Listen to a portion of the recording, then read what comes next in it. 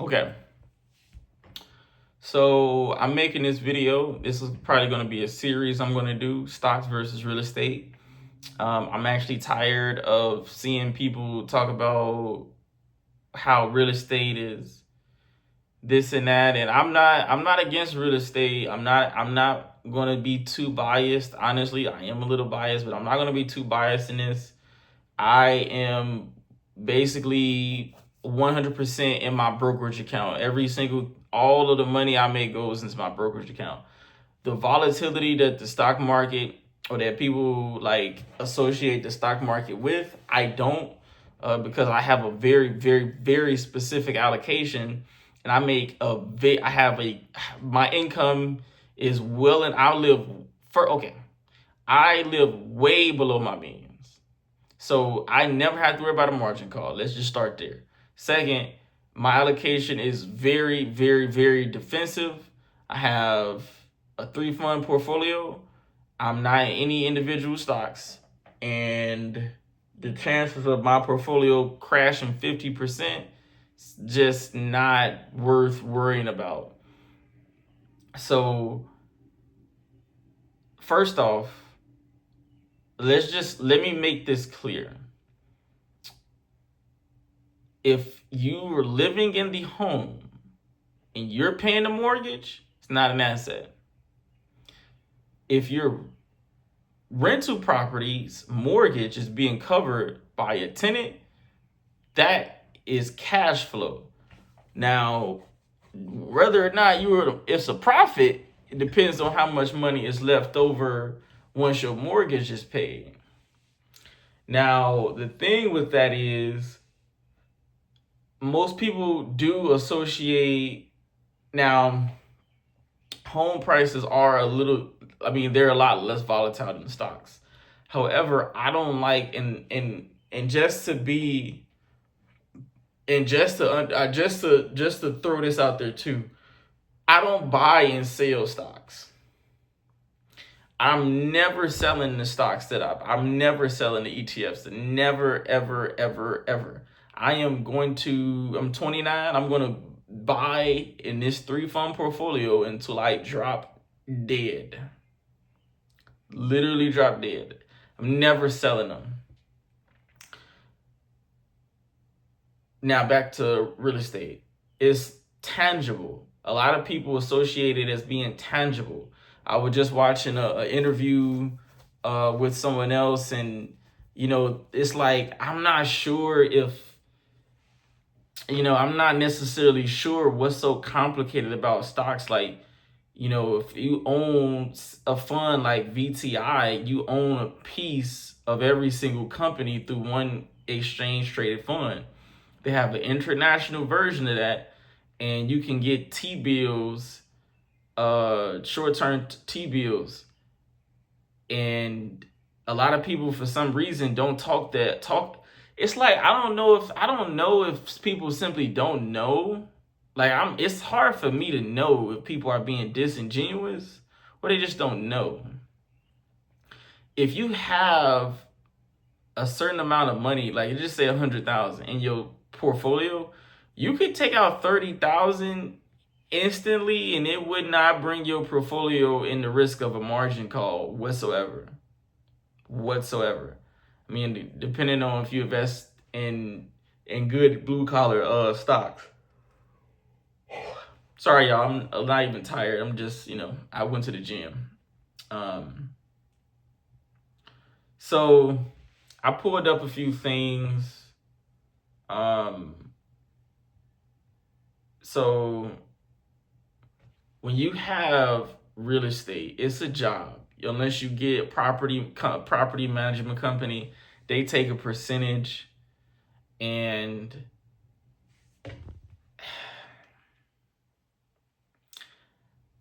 I mean, it's phantom costs associated with real estate. Yeah, I'm kind of reading off a few notes here. But I really want people to understand that stocks be real estate by the loan shot. And I'm talking about finished, like I'm talking about at the end of Like I watched a video where they said two people, he put the down payment in something at 10%, and this person put it in the property, and then they tracked it every 5 years. And the part that people don't tell you is that when you're borrowing against your $1 million stock portfolio, depending on what your bond and equity like allocation is, the bond portion is buying back your equity. So if you take out 20,000, your account is gonna say 980. Your dividends is gonna buy that back slowly and alongside you if you're actively putting money in. That alongside the growth, you may not need to put new money in. So it's I understand how this can get complicated because I don't have like a whole bunch of things on the screen and stuff like that. But I don't think that necessarily helps people. I think people really need to hear this type of stuff clear and just how I'm explaining it. Real estate only makes sense after you have a certain amount of cash flow and a certain amount of capital.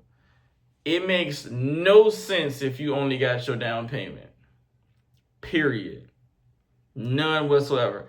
And if I had to, this isn't financial advice, none of it is, but if I had to throw out a number, I would say before you get into real estate, fourplex or less, 3 duplex, you need at least $250,000 in a stock portfolio. That means you need to be investing aggressively. 50+% of your income a month needs to be going to a 3-fund portfolio, not financial advice, 3-fund or whatever blue chip stocks you like, not dividend investing. It needs to be going in a strategic 3-fund setup. That's what I do. Because the most things, what you can focus on in the beginning stage is income. You need to be focused on getting your income up. With real estate, you still have to pay for everything. Rental income usually only, covers the mortgage. It's not going to put a whole bunch of money in your pocket. I keep seeing people saying, I got 10 doors, I got 20 doors. What is the cash flow is the mortgage minus the rental income minus the mortgage. What's your profit margin? If your profit margin can't afford a major fix, what are you doing? How is that like? Oh, well, this is a hedge against inflation. It's less volatile. Yeah, but how? Like you don't understand. Like first off, it's like you got property taxes, insurance, and maintenance. Those are things you have to maintain in order for it to even be rentable. Like that and then to know that you could miss a few property taxes and lose everything. Someone can just buy the tax, like it's ridiculous. I'm not gonna lie to you. It actually is ridiculous that people keep spewing this garbage about real estate. When on your phone you can own a piece of BlackRock. Now I'm not saying go on your phone you can buy a piece of Coca-Cola.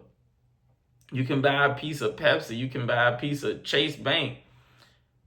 With real estate, you got to go there, look at the foundation. I don't understand how and again, the number one thing that people have control over is their income. So by the time that you then figured out if this home is good or not, this person then already put X amount of dollars into his portfolio, and he isn't necessarily looking for the growth.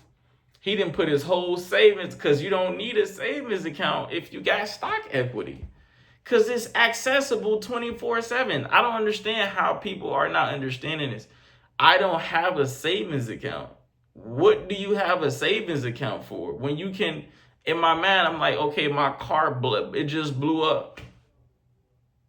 My car blew up. I need a new car. Cool, I'm gonna give me a little $10,000 car. I'm gonna borrow the whole thing. Simple. But how my car gonna blow up? Like, what? So that's what I'm saying. Like, once I high yield savings account, trash. For what? It's all in, I got it in T-bills. It's safe. Like, they're like, bro, like, I'm not worried about, this is gonna be part one. I'm finna make, this is probably gonna be one of my like heels that I die on. Stocks are better than real estate. I'm finna make, this is probably gonna be a like ongoing series on my page, because every time I hear someone try to like talk down on stocks, I immediately know that they're just not intelligent enough to understand it. You know, like Greg Cardone talks a lot about real estate, but I'm not gonna say whether or not he's right or wrong. He got a lot of money, way more money than I do. But would I rather have 50 million in a stock portfolio or $50 million real estate like portfolio? Stocks, hands down. Hands down. Not even close. So yeah, this is gonna be my new series, stocks versus real estate.